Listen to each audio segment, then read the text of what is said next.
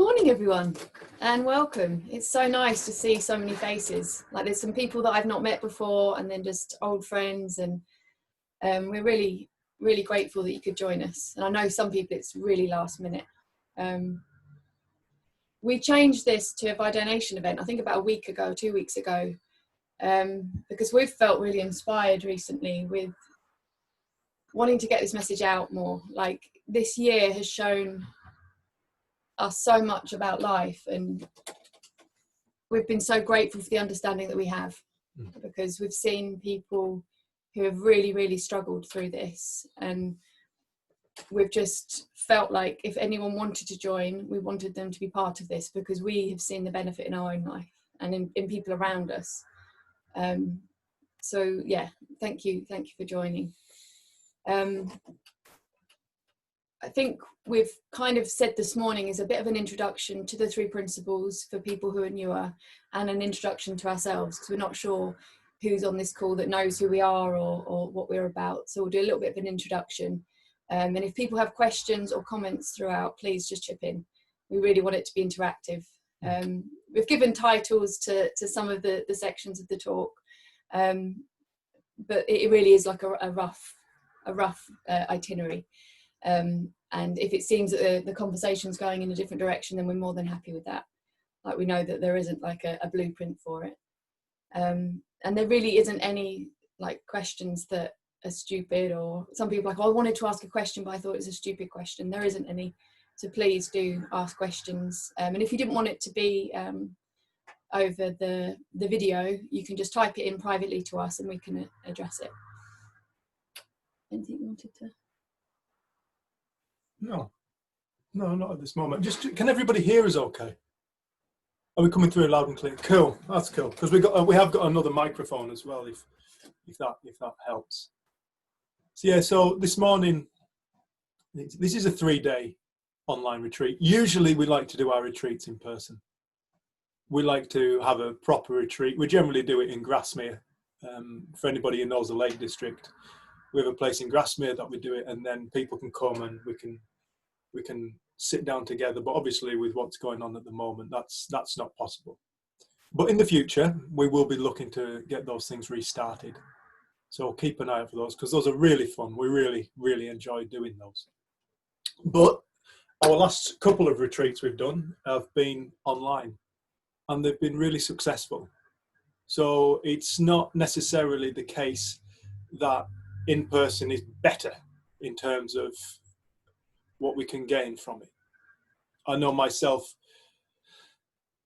I personally had a massive change through watching a YouTube video and then going for a walk.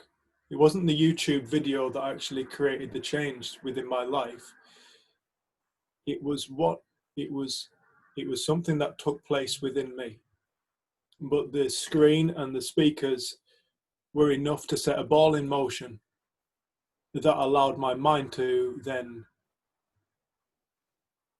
reveal stuff to me. So with that in mind, we don't have a problem doing it online at all, but we are looking forward to the in-person ones. So this morning, do you want to talk about what? So we've called it Waking Up to Within. And the reason for that is I feel like we can get really confused, like, what is within? And I know that within the three principles understanding, it's spoken about inside out and outside in. And we kind of then start thinking like inside the body, outside the body. So we wanted to speak about what it means to look within, like look within what. So that's kind of what we'll be talking about this morning. But just briefly, for anyone that doesn't know me, I came across the three principles through my sister in 2005. And it was at a time where I'd spent probably from the age of about 13, 14 in different types of therapy. I'd struggled with anxiety and shyness really since I can remember. And then as teenager years kind of came in, it was kind of eating disorders, drinking a lot, taking drugs, anything to try and make myself feel okay. And I think by the age of 23, when I came across this, I'd just resigned myself to that's the kind of person I am. I'm going to be someone who struggles. That's just what my life's going to be like. And I'd kind of come to a bit of peace with that. I didn't think there was a huge amount that was possible. And so when my sister invited me to a course in London with this amazing man called Dr. Roger Mills, who was a community psychologist from America, I said yes just because I hadn't really got anything better to do, and she was really enthusiastic about it. And I didn't really expect too much. I'd spent so much time with different therapists and like read different books that my mum had given me about self-development and self-confidence, and tried all the tinctures and the homeopathy, and I'd just tried everything to feel all right. So I kind of went along to spend time with my sister, and I don't think I could have been prepared for the change that happened, because in my mind, change took time. Change was something that you had to work really hard at. And I kind of sat for 3 days listening. And one of the moments that really stood out to me was when they showed some videos of this being shared in prisons. And we got to listen to inmates sharing their insight through learning this. And I hadn't realized how much judgment and fear I had about bad people. And I thought people who were in prison were somehow different from me. And there was something so touching, like hearing these people speak, and the stories were just incredible. And over the 3 days, it's like my mind just got quieter and quieter and quieter. And I couldn't put words to what I was listening to, but there was something changing in me that was wordless. And I remember the drive home after the 3rd day, and I just felt at peace, and I felt quiet. And it was a feeling that was, when we were speaking about this the other day, it was such a familiar feeling. But at the same time, I hadn't really been there for a long time. I hadn't had many moments of that in my life for a long time that I could remember. And over the next few days, my mum and dad got quite concerned about me. They thought I'd been like, I joined a cult or I was taking drugs, because I was just all right. And I think they were so used to me being anxious, worrying, depressed. They were so used to this character, they didn't know what to do with me. And I didn't have any words to it, so it was even weirder for them. I couldn't describe what did you learn? I'm like, I don't know, it's about these principles. And I couldn't even remember what the 3 principles were, let alone tell anyone what supposedly they did. But I'm really grateful for that time, because I didn't have the words, but it felt like I'd touched something that was before words. And I was just enjoying the feeling and the space. And I'd say probably for 6-7 months, it was like nothing really could touch me. Like I didn't take things personally. I didn't feel anxious. I felt comfortable around people. And I started kind of thinking, God, how could anyone ever be shy? Like we're living in this thought created world, and we can change our mind. And I got a bit arrogant. And then it was like, whew, straight back into this like character of like feeling shy again. And I got shown how what's been pointed to here is how reality is created, how life is formed, and how real it looks, and how easy it is to get caught up in that. So again, I'm grateful for that experience, because I'd got quite arrogant, thinking, wow, if people just knew this, then their life would change. It'd have to. But I recognize that there's a knowing on a heart level or a soul level or a spiritual level, that then our intellect kicks in and we start to think we know something. And it's like as soon as that happens, we can start to get arrogant, and we start to lose that feeling of space, because we think we know something. So all I would ask for people like over these 2 days is you don't have to try and get this or grasp this. You can just listen and see what happens within you. And from my own experience, and then from the last 15 years of being able to travel around the world and film people learning about this, film facilitators sharing this, film trainings in business. I've been into the prison system and filmed and met people and seen this being shared. I've been into homeless shelters. Like, there is no one that this isn't applicable for. And everyone's insight is different, but perfect for them. So you can't have my experience, and I'm sure you'll mention a bit about your experience. Like, you can't have our experience of learning this, but you'll have your own experience, and that will be perfect for you. And like, I know some people seem to have like the big aha moment where life does seem so different, and then other people it's just like a drip thing, and they suddenly realize when they look back that life is very different than how it had been a month before, a year before. So just, if you can, let go of your expectations of what this is going to be. Because I know sometimes if people have heard me speak and then gone, right, I want to have that experience. I want to go on a 3-day course, and then after the 3 days be completely different. Because actually, when I look back now, compared to how I feel now, I was still quite shy and reserved. And like, that's something that's just, over the years, I've just got less and less interested in my experience, and more interested in what is that space? What is that feeling? What is that before the creation of who we think we are? And as I've got more interested in that, the reordering in my characters happened. And I had a lovely message from someone the other day who said she's been learning about this for about 6 years, and she'd been scared of heights. And she just noticed that at the beginning of the summer, when she had work done on her roof, she was terrified. Just the thought of going up the ladder to speak to them was terrifying, and she just couldn't bear it. And she'd been listening to some Sydney Banks audios over the summer, and we did a few calls together like this. And she said she realised that she had climbed up the ladder, got onto the roof, had a conversation, and there was no feeling there. There's no fear. And she said, I don't know what's happened. She said, because I didn't even think having a fear of heights was a problem. It wasn't on my to-do list of things that needed to change.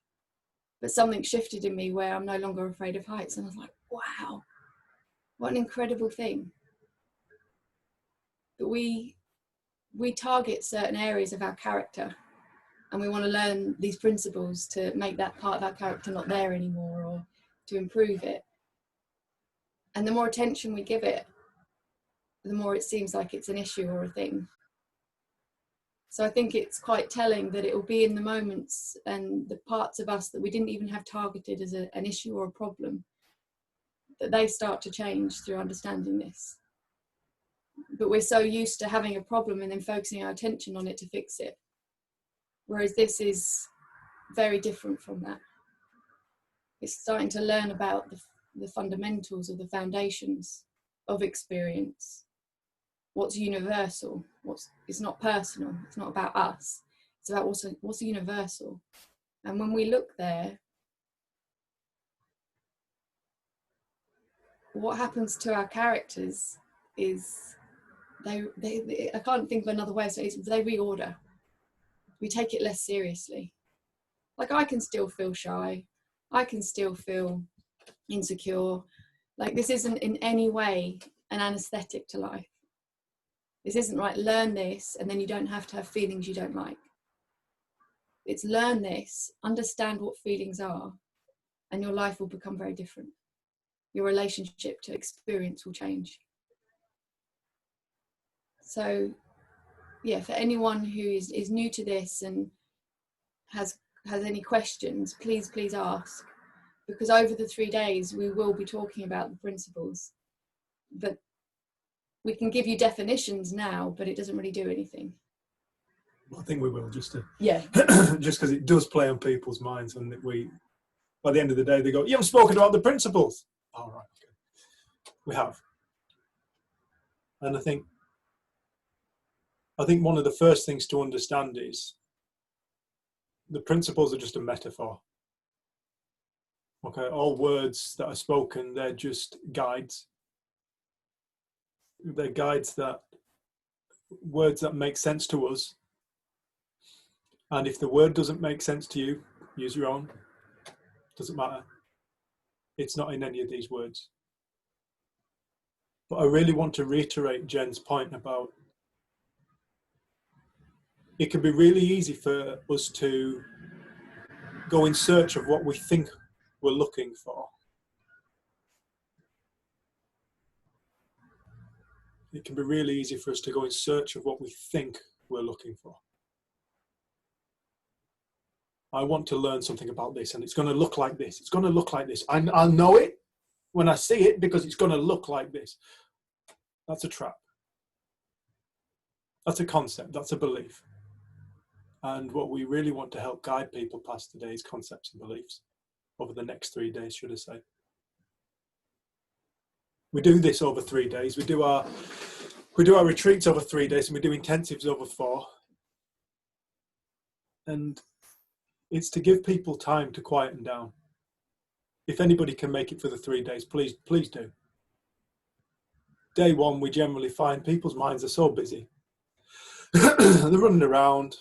We're all at home at the moment. Stuff to be doing, kids to be fed, teas to be made, washing to be done, work to be done, emails to be getting back to.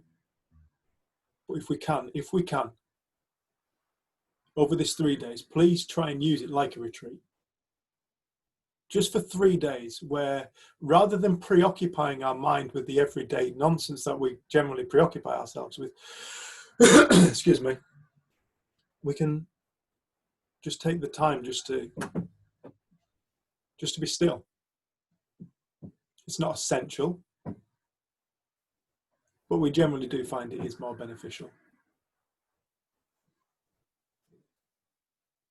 A little bit about me.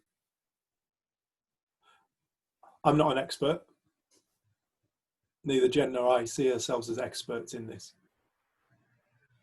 We don't class ourselves as authorities in any way. We have both discovered something that changed our lives, and we share it. We're not the only people on the planet that do this. Everybody, pretty much every single person on the screen I can see now does this in one way or another. And that's a really beautiful thing. Before coming across this, I was a man with a serious temper. I struggled with depression, anxiety, massive chip on my shoulder, massive sense of myself. Anybody who fucked me over would generally be dealt with one way or another. And I was a really unhappy man. I had a beautiful wife, house. I was a self-employed tree surgeon. I got to go out every day and climb trees and work. I live in the Lake District, and I worked in the Lake District, and you could say I had a very privileged life on the outside.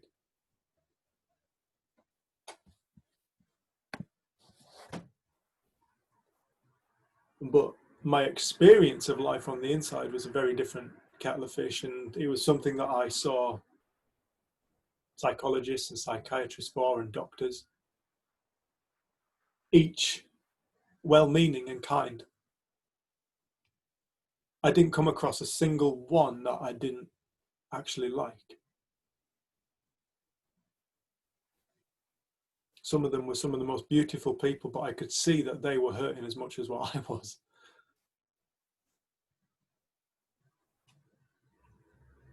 And then one day, I started to get to the point where I was planning on committing suicide. I'd had enough. I'd had enough of life. Life's too painful. This existence stuff's too painful. I'd spent time in prison for violence. totally shook the world, totally shook who I thought I was, what I was capable of. I always thought I was going to go back, but not for violence, but I thought I'd go back for murder because I was so angry, and all I wanted to do was beat people. So all I wanted to do, I just wanted to kick the shit out of people because I felt so angry about life.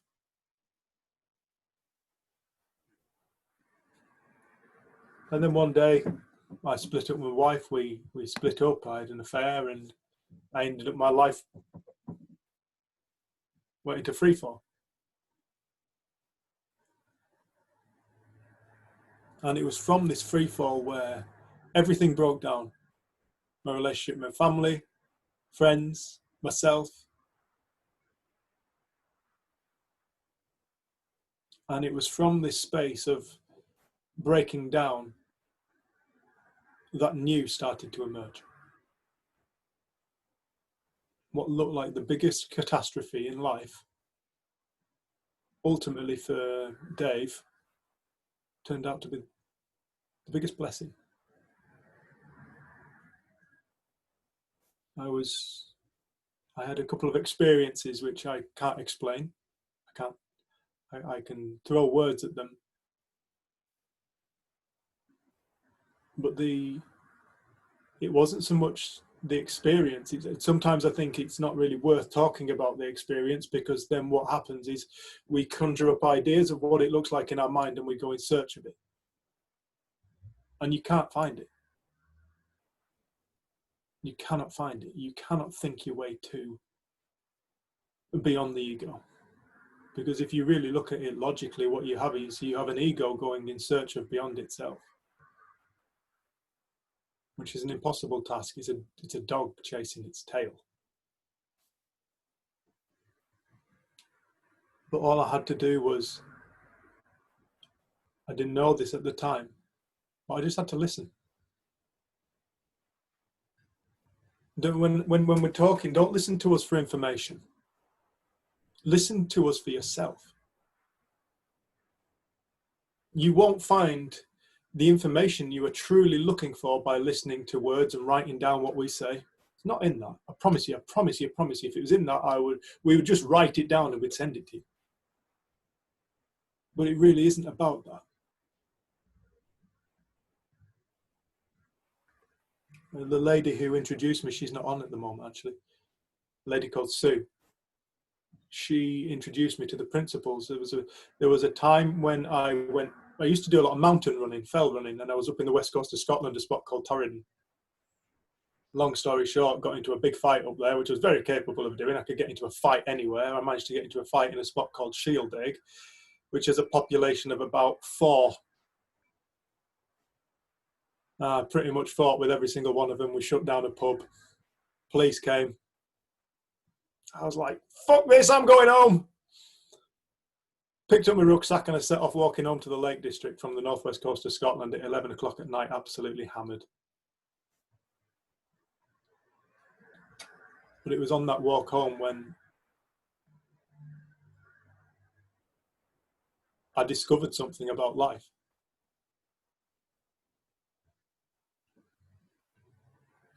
And it was from that moment on I realized life is bigger than what I ever thought it was.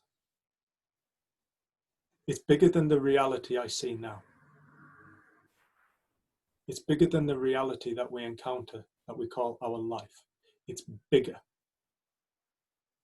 There's more to it.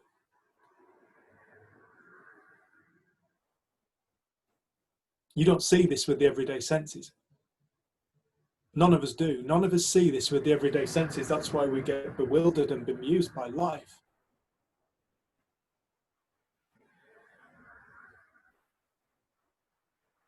But when we get quiet, there is a space within us that has the opportunity to shine through. Again, this cannot be manufactured. You cannot think your way there. I cannot think my way to it. I can remember it, clear as day.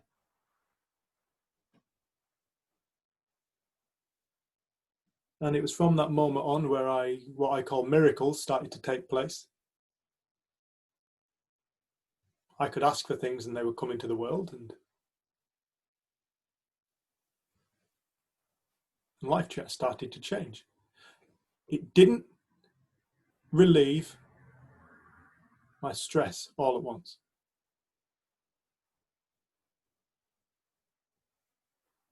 And one of these miracles was a lady called Sue, who was a therapist who I'd seen 6 months before this point. I'd only seen her once. She was quite expensive, I thought. But she phoned me up to look at a tree, so I went round after this day at work, piss wet through, fed up, hated tree work. I hated it. I hated climbing trees. I didn't want to climb trees anymore in my life. I also didn't know what I wanted to do. So I was in this kind of catch-22 where I hate this job. I failed my college course because I took too many drugs. And the only qualifications I've got is with a chainsaw, which doesn't really transpose itself onto any other industry so well. So I could use a chainsaw. So I could just cut up wood. That was it. That was Dave. I am a tree surgeon. I always wanted to do something different. But then Sue phoned me up and said she had a tree for me to look at. She'd moved home, so I went round to a new address. And when I got there, I had a quick look around the garden. Sue didn't even have a tree in a garden. Now I'm livid. Knocked on the door. And she said, come in. So I sat down. I hope Sue shows her face up on this screen, because anybody who sees her, you'll see she's got the most beautiful eyes. And she sat me down and I said, Sue, you haven't got a tree in your garden. She said, I know. I said, which tree is it then, Sue? She went, oh, that one over there. And she didn't even look. She kind of pointed over her shoulder.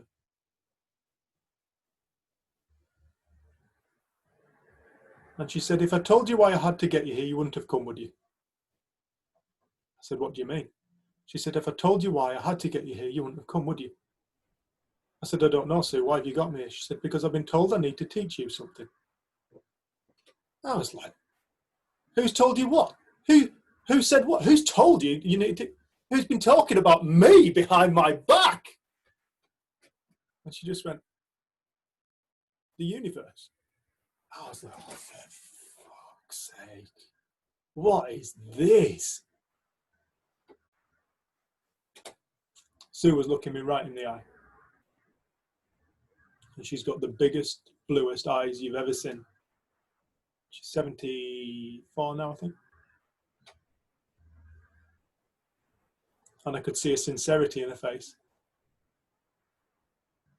And I could see that this lady actually wanted to help me. She wanted to help me have a nicer life. And she said, will you come on Monday? And I said, yes. I remember going in that Monday and sitting down in her front room. And she had a bird feeder outside and we were watching the birds. And she started to speak to me about nature. Now, anybody that knows me knows I have a massive love of nature. I've learned more about human beings through observing trees. I've learned more about spirit through observing plants and animals. I've learned more about myself through observing birds and just seeing everything as a singular event. And she started to speak to me about nature. And I remember she wasn't trying to fix me. She was just talking to me. But I knew what she was saying was true. And I remember at that point, 33-year-old, big, tough guy, hard man. I was a hard man. This hard man just broke down into tears. And she looked at me and went, why are you crying? I said, because you're talking sense. I said, I think you're talking about God. I wasn't a spiritual man. I wasn't a religious man. I'm not a religious man. But I would never describe myself as spiritual. But I remember saying, you know, I think you're talking about God. I call God is nature to me, the force behind nature. She went, it's all one. It's all the same thing. She got my attention. There was something what she was saying I knew to be true. And it took me 9 weeks. It took me 9 weeks. It took me 9 weeks of thinking I knew something. I thought I understood what she was talking about, and guess what? It didn't help me. And after 9 weeks, I was like, I've had enough of this now. And she phoned me up one morning and went, Dave, you know, all you've done is take from me. You've never once done anything I've asked you. You've never bought any books that I've asked you to buy and read. You've never even put on YouTube to see if you can find Sydney Banks. And then night about 8:30 in the morning, she was up early. And she said, I've got my ass kicking shoes on, Dave. So with that, I knew she was right. All I'd done was look at myself. I hadn't done this lady the courtesy of trying to help myself. So with that, I knew she was right. I got the computer out. I thought, I'm going to have this morning off work. No surprise there. Dave did that an awful lot. Typed into YouTube, Sydney Banks. There was 3 videos at the time. I just watched them. Didn't think anything else of it and just thought, I'm going to go for a walk. So I got my little dog Rust. And we jumped in the van and we drove up to Potterfell. And it was just on Potterfell where for some reason I felt the urge to just pull over on the side of the road. And I stood overlooking. There's a few people on this screen now who know whereabouts I'm talking about on Potterfell Road, where you overlook Burneside and Kendal. Beautiful view. And I just stood there and watched. And as I was quietly just stood there and watched, a jackdaw flew over. Now, a jackdaw's a British bird. It's a crow. It's a small crow. Light grey head and these beautiful blue eyes, like Sue's. And as it flew over, it looked at me. And as it looked at me, again, something was revealed. I can't talk about that. I don't know how to.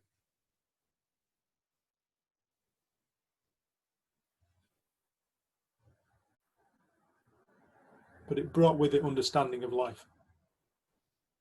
A deeper understanding of life, should I say. Because the more I look at it, the more I know I can't know it.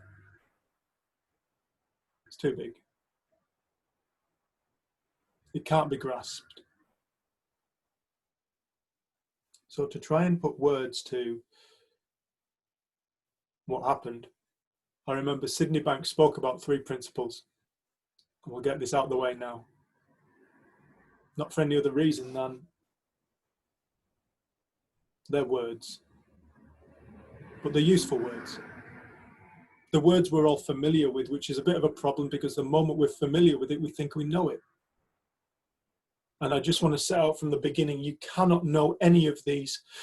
You can know the word, but you cannot know what the word is trying to describe, the actual essence. So for example, the word watch is not that. The word is a noise. That's all words are. They're just noises. The noise, cup or mug, is not that.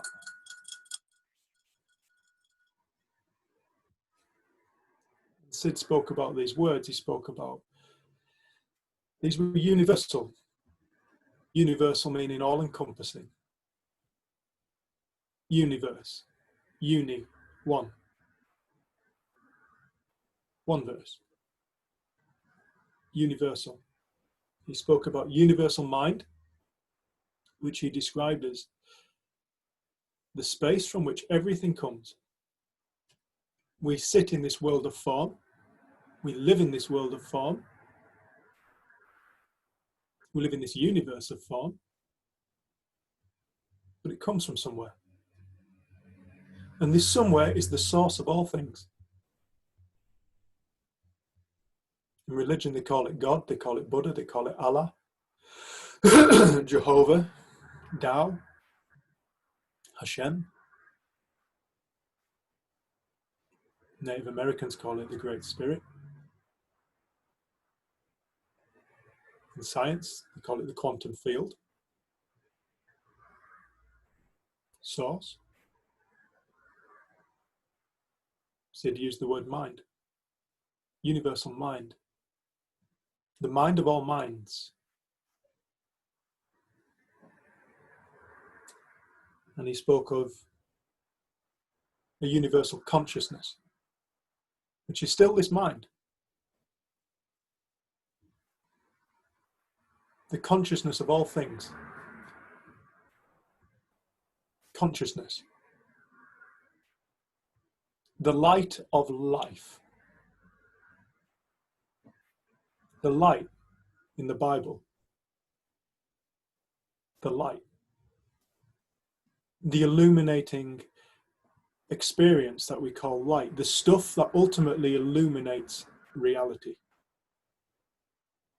Illuminates it into an experience. He spoke of universal consciousness. Universal because everybody is a universal state of consciousness.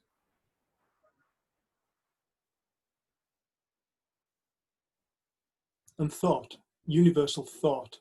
Again, not separate from universal consciousness, not separate from universal mind. All aspects or characteristics of the same thing.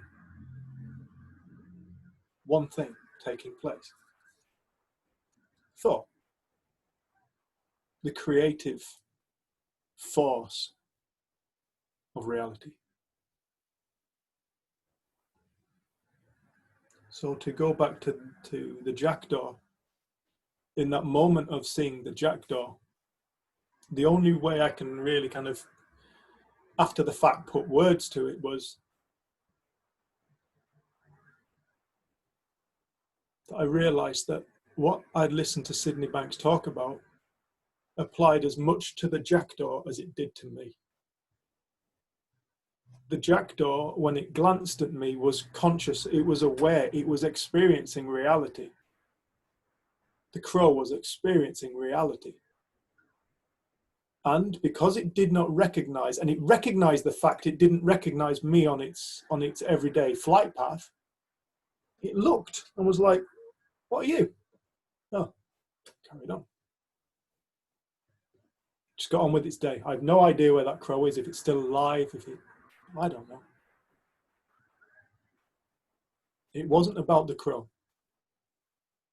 It wasn't even about me. It was about realizing that there is this animating force that enlivens all things. And all things are that. In disguise, playing separate games. The consciousness was playing the game of the crow, the consciousness was playing the game of Dave. But in that moment, there wasn't anything that separated anything.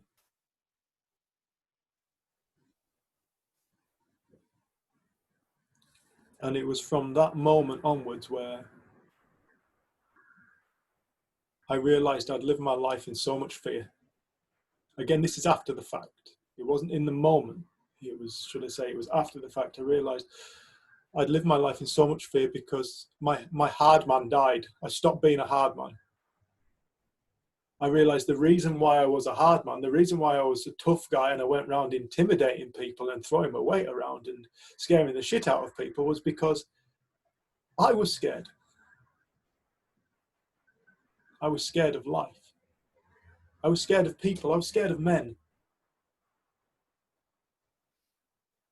And so what I did was I protected myself. And the way I protected myself was, if I can intimidate you more than you intimidate me, I'm safe. That's the way I lived my life. That's why I went to prison. That's why when I've gone into prisons and I've spoken about this, lads in prison have just burst into tears. Some big, scary looking dudes with tattooed faces have cried and gone, "That's me."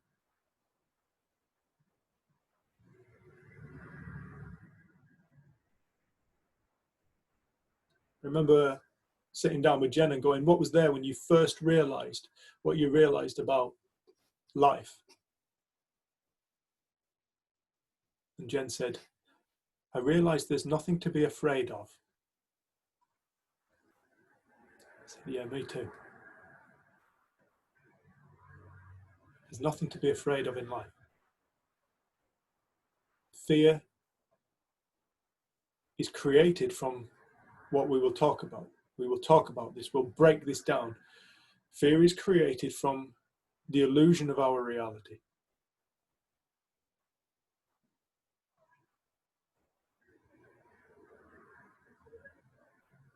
What creates it is love. That I really struggle to talk about. The love that I'm talking about isn't for a thing, isn't for a person. Not like I love Jen. I love my family. I love my friends. I love where I live. I love this jumper. I love this book. I love this song. I'm not talking that kind of love. I'm talking about a love that I'm sure there are people on this screen who know exactly what I'm talking about. In fact, I'm pretty sure that everybody on this screen at some point in their life has dropped into this space for no explicable reason, when all of a sudden life, or perhaps, how can I describe it? What is revealed within our being is the most beautiful, perfect love. And in that moment, there is nothing but that.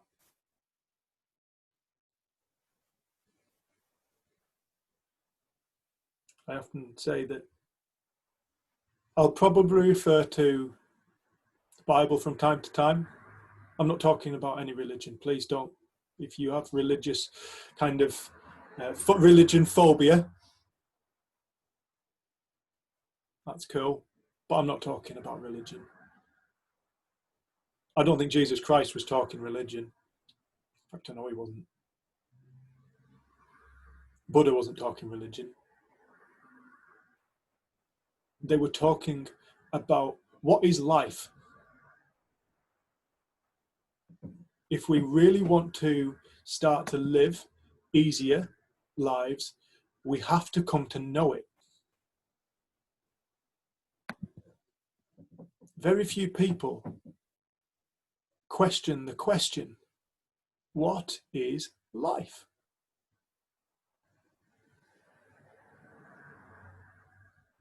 What is it? Here we all sit. I see all different age groups sat on this screen right now. We've all made it this far. We've had our ups and downs, we've had our ambitions, we've had our gains, we've had our losses. We've fallen in love, we've all had our hearts broken. We've played in this game of life. We've been beaten up and battered by it from time to time. How many of us actually stop to ponder the question, what is it?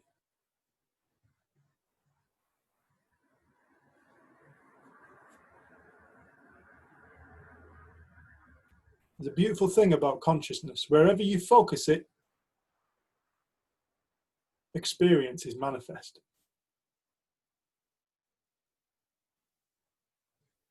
And during these 3 days, we're going to be focusing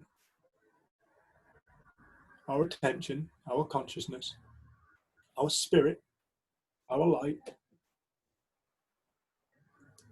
on the subject of life.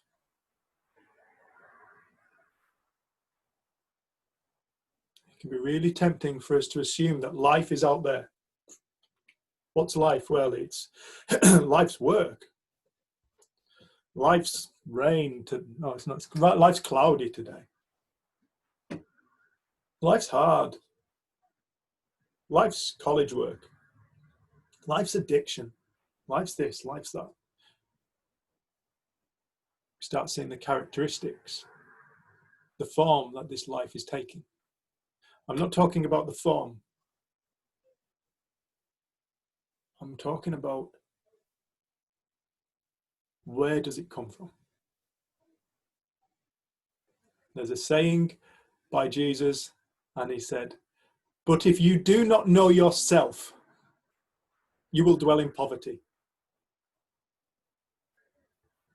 But it is you that are that poverty."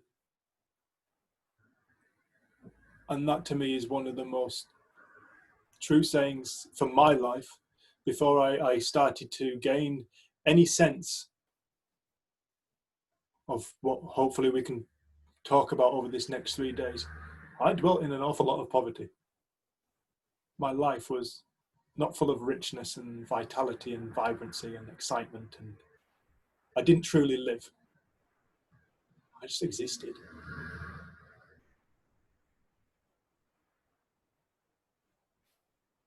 So hopefully over this 3 days, when we're quiet, we can set a ball in motion that no matter how much we've seen, you cannot see it. It's too big. There's no end. And this is one of the most fantastic things. There is no end. And once somebody starts to get a sense of this, they know it's true and they carry on in search of it. They carry on inquiring. They carry on with an open mind into it.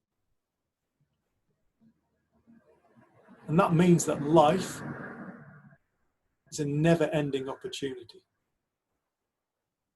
for acquiring more fulfilling, more joy, more love, more compassion, more understanding, all the things ultimately we're truly searching for.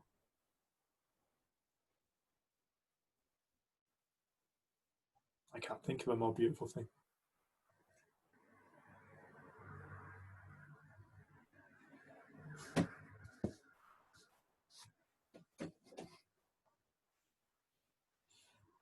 The other thing that was there when I learned about this initially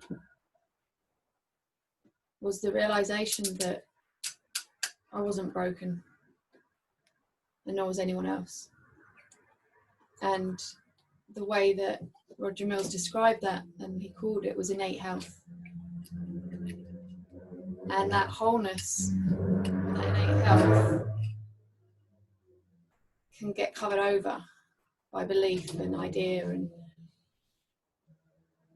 But I often say, I think more than the words, more than, watching the prison videos, more than the 3 days, being around Roger Mills, and also the co-presenter with him was a lady called Margaret Opio, and she had come over to the UK from Africa after seeing her family murdered in one of her civil wars. I can't remember if she was from Uganda or Rwanda, but she was just this incredible woman, and she had such a strong accent. I often couldn't understand what she was saying, but she was just so full of what she'd found. Like, that came across. And both her and Roger, over those 3 days, they knew the wholeness that existed within them, within life, within what we all are. And they saw that in every single person they looked at. So no matter what the question was, no matter what the so-called problem was, they just saw wholeness, and they saw that within everyone is the ability to navigate life for themselves. And I got to see in those 3 days not only my story of myself start to die, but other people's. And to hear Margaret speak about the love and compassion she'd found for the people that had taken her family from her, and her dream was to take this back to Africa, and she was so inspiring.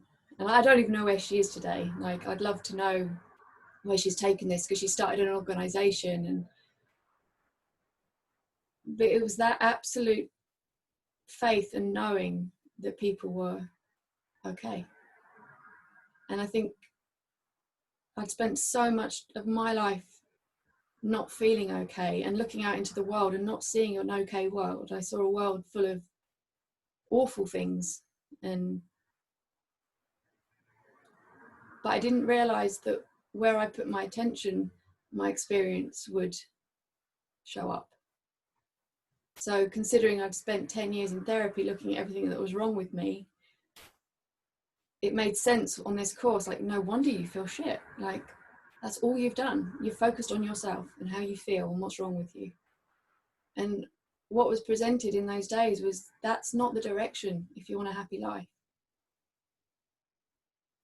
To focus on ourselves and everything that we think is wrong with us is not the direction if we want to have a fulfilling, happy life.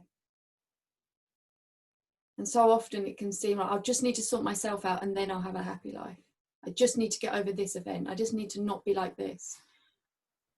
But happiness and peace exists now, within our mind, within our being, regardless of circumstance.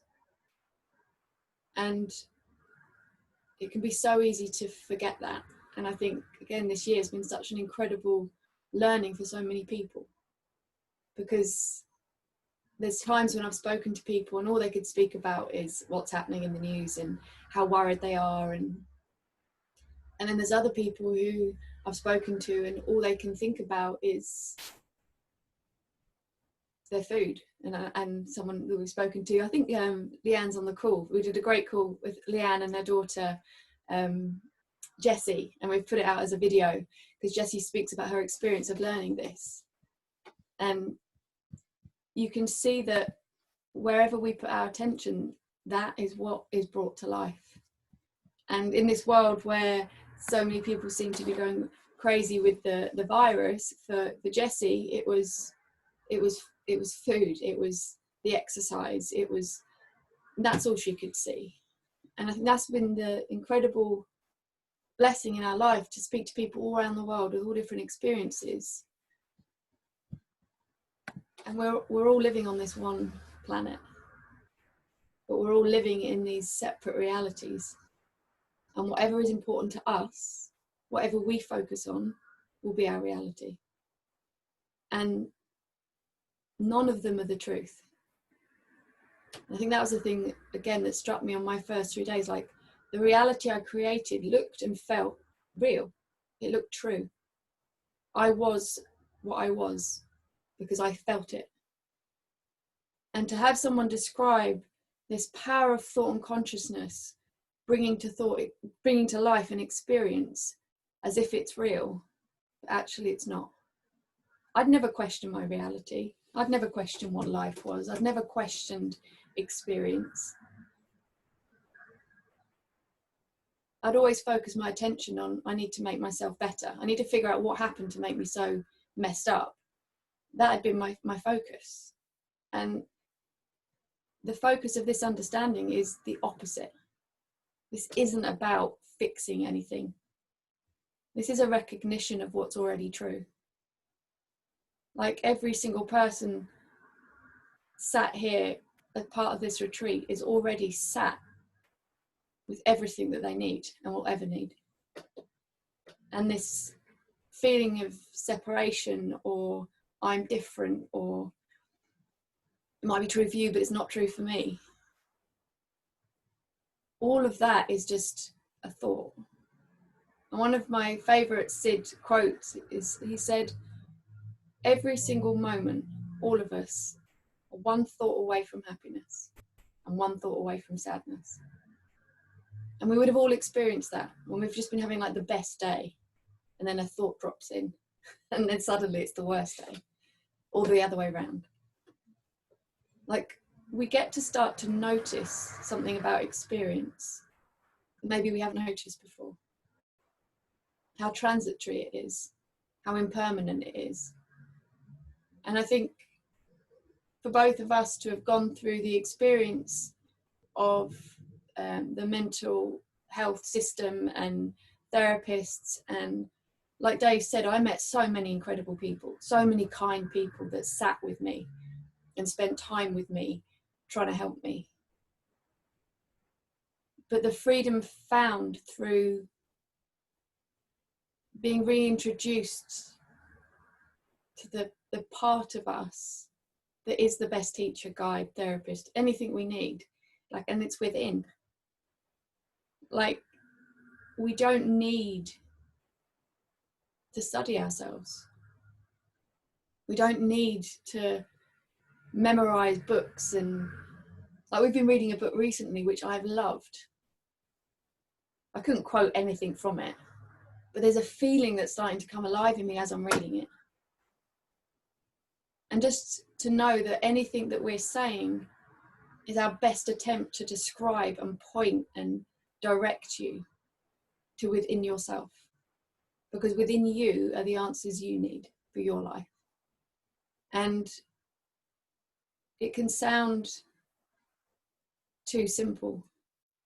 And I think that's been Sydney Banks' biggest criticism of his books and his teachings, was that it's too simple. It can't be that simple. Life cannot be that simple. But from the simplicity of the principles comes all life. They're before the economy, they're before illness, they're before personality, they're what create. And when we start to get a sense and a feel for what creates, what we then create in life is different. Because we realize that creative force that creates the universe is that's within us. The thing that we have thought to be us is the thing that keeps us trapped. Like you were saying, your hard man, your anger is what kept you safe. Mm. My insecurity, my shyness, my trying to be invisible is what I thought kept me safe. I didn't think I had an ego when I came across the principles. Like, I was just meek and not good enough and don't look at me. I had no idea that that's also ego. That's this idea of some kind of self-importance, this idea of who I am, who I identified with, that limited me. It was quite a shock to realize how big my ego actually was, like how much time I spent thinking about me and how insecure I felt and how embarrassed I was and how hard my life was. And it wasn't, like, nothing that was shared over those days, nothing that I've learned in this is in any way about judgment, because I can see the innocence in my experience and in others. And I think that's why I felt so grateful to get to go and meet people all around the world, totally different lives from mine, and recognize that people can only do what makes sense to them in the moment. And I remember filming in the women's prison and hearing the stories, and they were just heartfelt, beautiful women sharing stories of getting totally lost in their mind. And their gratitude for coming across this understanding and finding freedom in prison. Their gratitude for us for being there to film them, so they had a message for other people. Their love for their family. It's so easy to think that there are good people and bad people, or we may think we're either the good one or the bad one, or other people. And I've loved getting to see that with every single person is the potential to wake up to who we really are and what connects us. And I think going into the prison systems and hearing Linda Ramos, who is this incredible woman who has been a force of taking this out into community in a big program in Santa Clara County. 3 Principles Services Division, so going into prisons, schools, homeless shelters, community groups. She said, I don't want to see what someone's done. I don't want to know why they're in prison. She goes, I want to meet the person. I don't want to know their behaviour. I don't want to know their history. I want to meet them fresh. And that was the same with Gabriella, who also worked with her. She just said, I want to speak to the person who's there before the story of who they think they are. And it was such an amazing, my greatest teaching, I think, was being in that environment, because I saw that beyond the words was going in and actually seeing people. And a lot of the people that had been in prison or had been in the juvenile hall. You know, you've got 13 to 18-year-old girls in one of the groups we saw. No one had seen them as whole, complete human beings. No one had seen them as all right for a really long time. And watching Gabriella go in and just love these people, love them, speak to them, see them, like they lit up that light of consciousness. And one of the kids in there just said, well, maybe I could go back to school. Maybe I could go and get my qualifications. And things started feeling possible for them. And I think that's the incredible thing about this, is we are not limited by what we thought before. We're not limited by who we think we are. The only thing that appears to limit us is thought. And thought isn't fixed. Thought is a momentary energy. If we don't attach to it, if we don't cling to it, it passes. Our mind is fluid. It's not fixed. And we only have to look back at our own life, the amount of times we've changed our mind. Our taste in food, clothes, music changes. Who we think we are changes. What we think is possible changes. None of it is fixed. But there'll be certain things in all of our lives that we've just clung to. Now that's who I am. That's what's possible for me. And I think that's why I've loved it, hearing you speak about the principles as universal in nature, in trees, in birds, because suddenly the personal comes out of it and you realize there's something bigger, deeper. And it's a privilege to be around in a time where we have someone seeing this so simply. And he knew that what he was showing wasn't new. He was the first person to say, this isn't new. This has been spoken of throughout time. Which is how there's a part of us that knows this. That familiar feeling. Because it's what we're made of. It's what we are.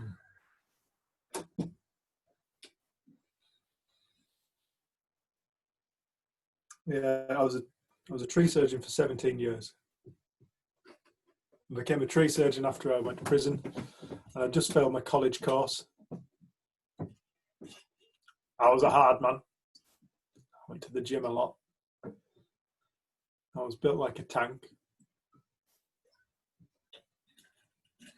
And I thought, tree surgeons, they're tough. They'll get all the girls.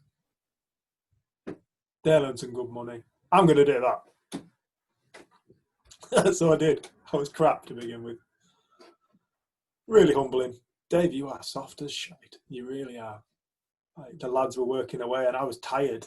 I was big and strong, but these skinny little fellas were just grafting away and they were fit. I was like, I'm so unfit. And I wanted to use a chainsaw because it's tough. I wanted to climb trees so I could tell people. That's what I did. Tree surgeon. Sounds good, doesn't it? That's what I want to do. Yeah. I used to kill innocent beings that couldn't move for a living. that's how I came to see it towards the end. I killed innocent beings that couldn't move. And eventually that got to the point where I couldn't do that anymore. Once I started to gain insight into life, I realized that the thing that I am is also the tree.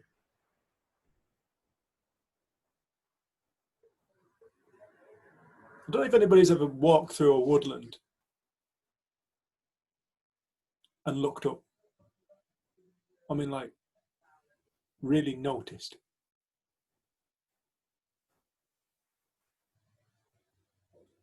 If you ever get a chance to walk through a woodland, take the time to stop and look up. Look at each tree. Very rarely was I ever caught, every now and again, but very rarely, and generally if it was because it was wind damage. Very rarely was I ever called to a tree that was touching another.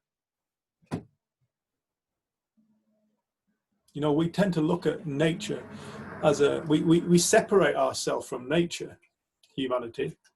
We've got a massive ego of human beings. Are people familiar with the term Homo sapien? Does anybody actually know what that means? Wise human. Wise man. Yeah. Wise man. That is what we have decided to give our genus and species name to. Wise man. Oh, wise man. So wise that it says that there is such a thing as the natural world. What, are human beings not natural? Are human beings not aspects of nature? How wise are we? Really, how wise are we?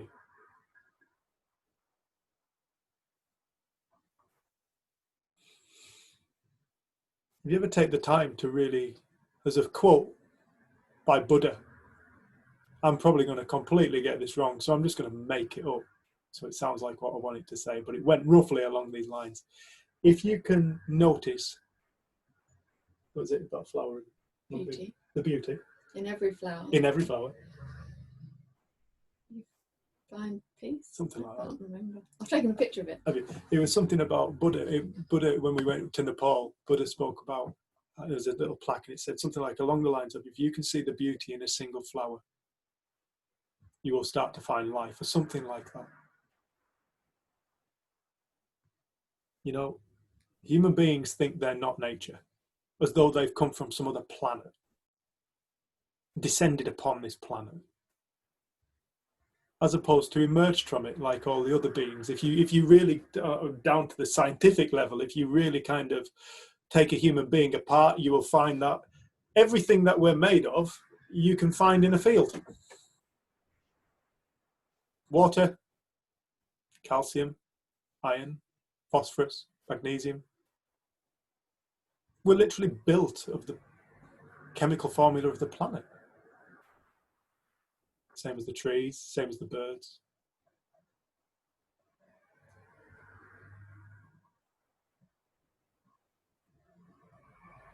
So where does this separation come from? What is this separation?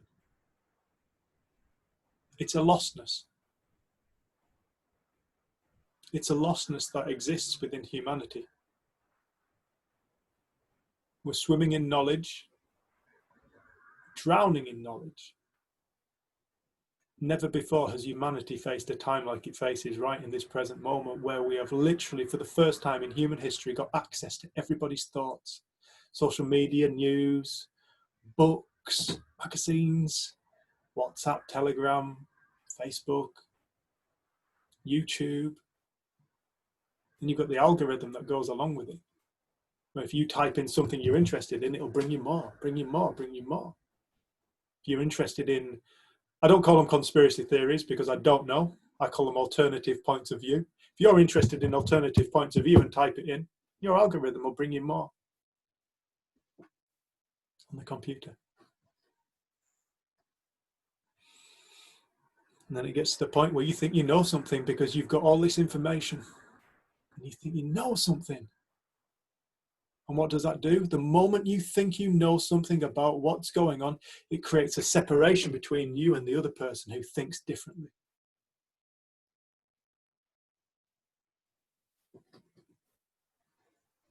We see this now.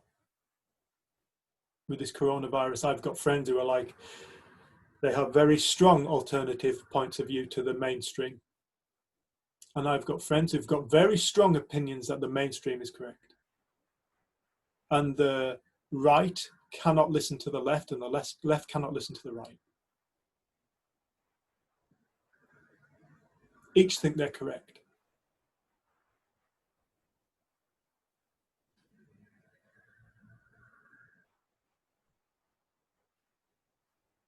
I don't know. But I do know that whatever somebody believes, it will look real to them. It will become their reality.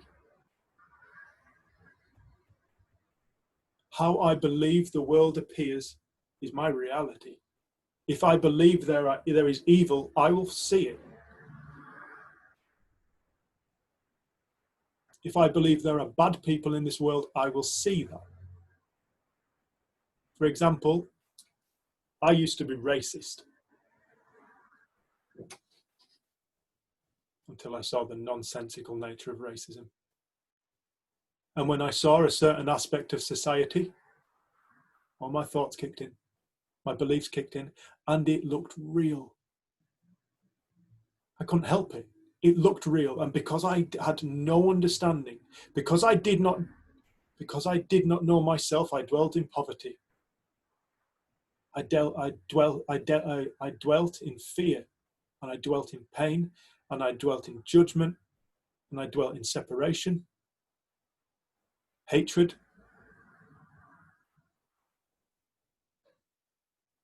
The only person that suffered that was me. That was my poverty, my misunderstanding.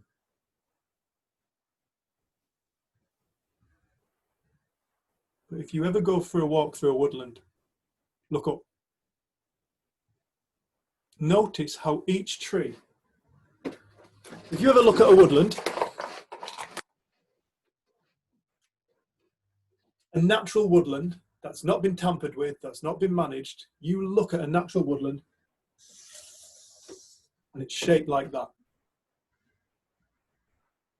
Okay, the trees on the edge, these edge trees here, are smaller, getting bigger and taller, until you get to the middle where there's only, you've got big trunks with just a little bit of foliage on top. But each gets an equal amount of light. On the whole, on average. And what you have here is you have a system by which nature is not competition. And when I'm talking about nature, I'm not talking about the form. I'm talking about that creates the form of nature. I'm talking about the essence of life. It's not competition because it has nothing to be in competition with. The thing that creates nature, the thing that creates the form, is a deep intelligence because it creates everything. It even creates our intelligence. It is our intelligence. It is aware of wind because it is wind. It is aware of trees and how they react to wind because they are the tree. It is the trees that react to the wind. So what you end up with naturally in a natural woodland is you end up with a woodland that's shaped like an arc. So the wind can pass over. It's a cooperative state. It's not competitive, it's cooperative. And this is something that human beings really don't see on the whole.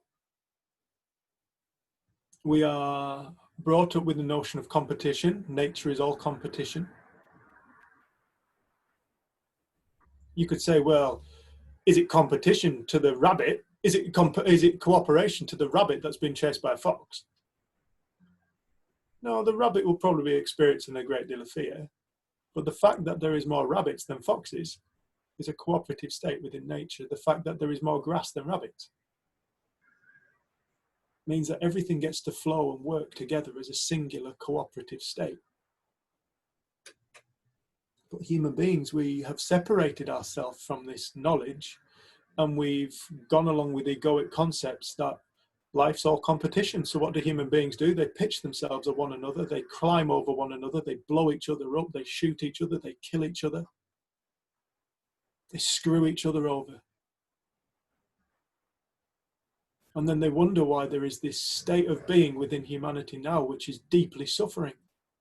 It's because we're lost, because we do not know ourselves, so therefore we're dwelling in poverty. I'm not talking about financial poverty. You can throw as much money as you like at the world, it will not make it happy. Because happiness, the economy is ultimately a belief system. The economy isn't a force of nature, it's a thought. It's built and run by people, people's minds. It's not a force of nature. No more a force of nature than, it's not like a force of nature like a hurricane or a tsunami.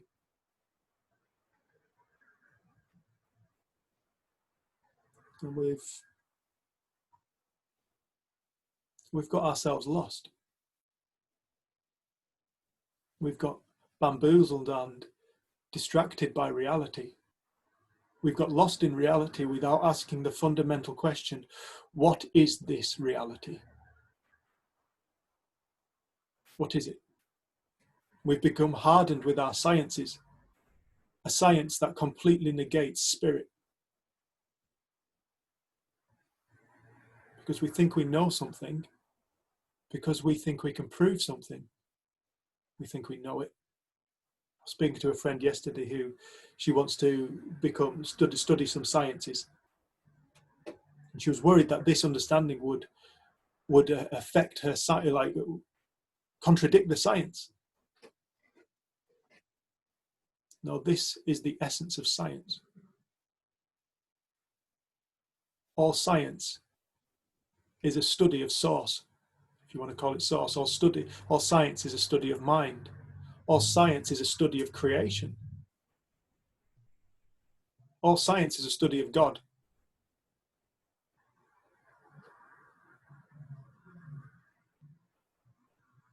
And it's interesting, no matter what the science, we can study into it indefinitely. You can never come to the end of knowing, learning new stuff. Infinite.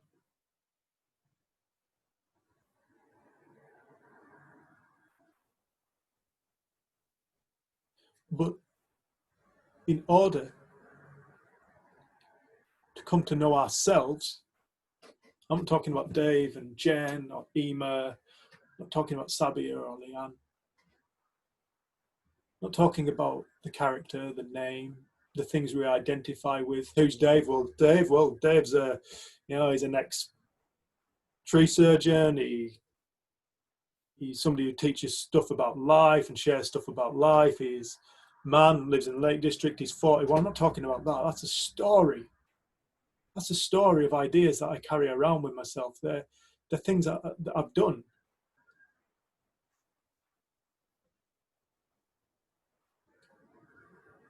I was there the moment I was born.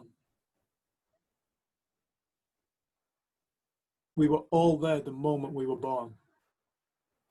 Before we dreamt ideas about who we think we are and what we think this world is.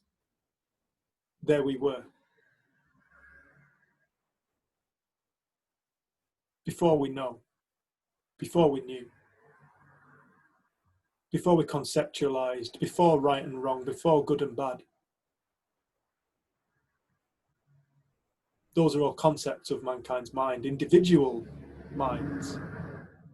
What one person thinks is right, another person thinks is totally wrong.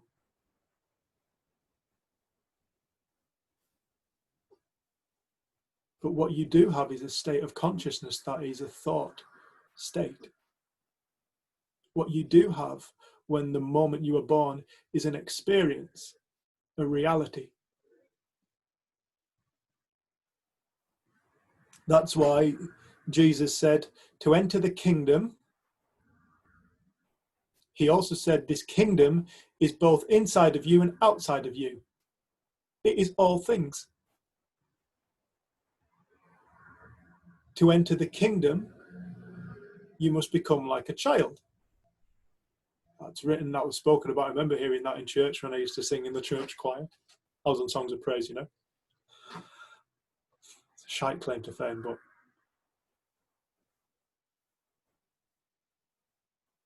to enter the kingdom, you must become like a child. Well, what's a child like? A child is somebody who doesn't think they know everything. They're not holding on to who they think they are for dear life, thinking that it's keeping them safe. They are purely experiencing the moment.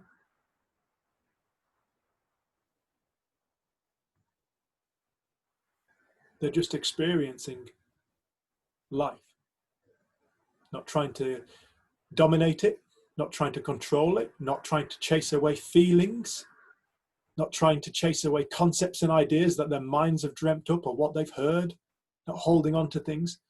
They are momentary, and if you watch children, they're in and out.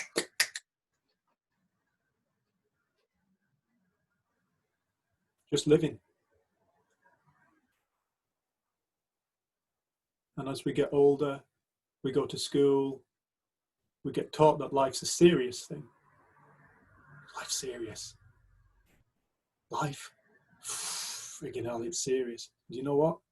Unless you work hard at life, it's funny, we didn't have to work hard at growing.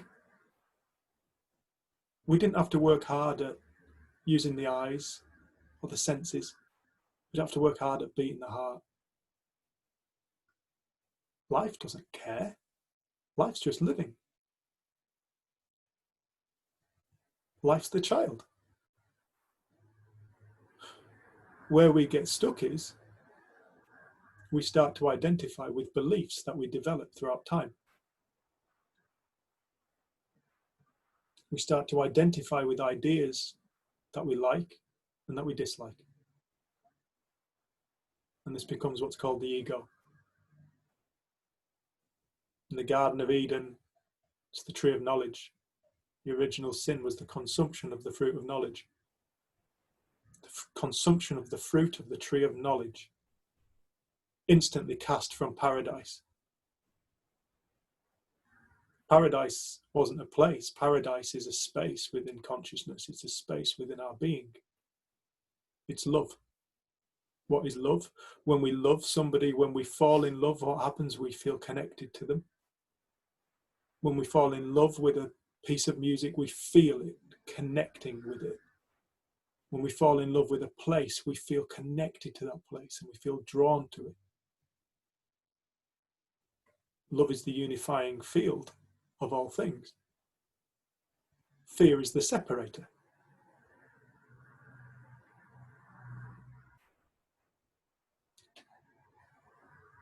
For me in my life, the thing that set me free wasn't a concept or an idea, it was love. It was love for life itself. It was unconditional love.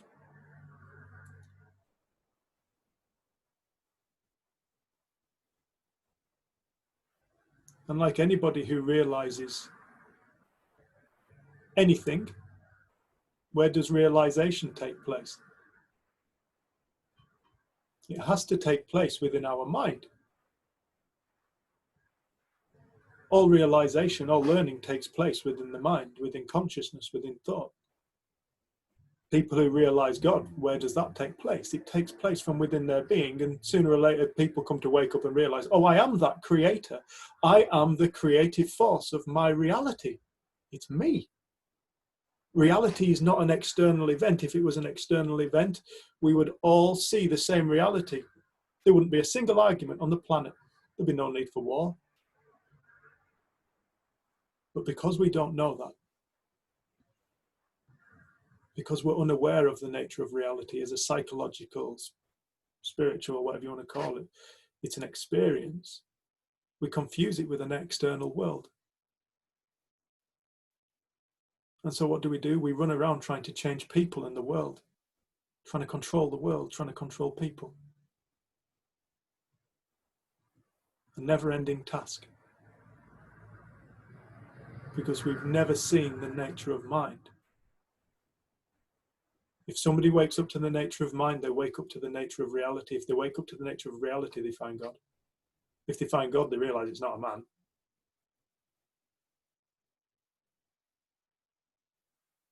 It's an infinite freedom.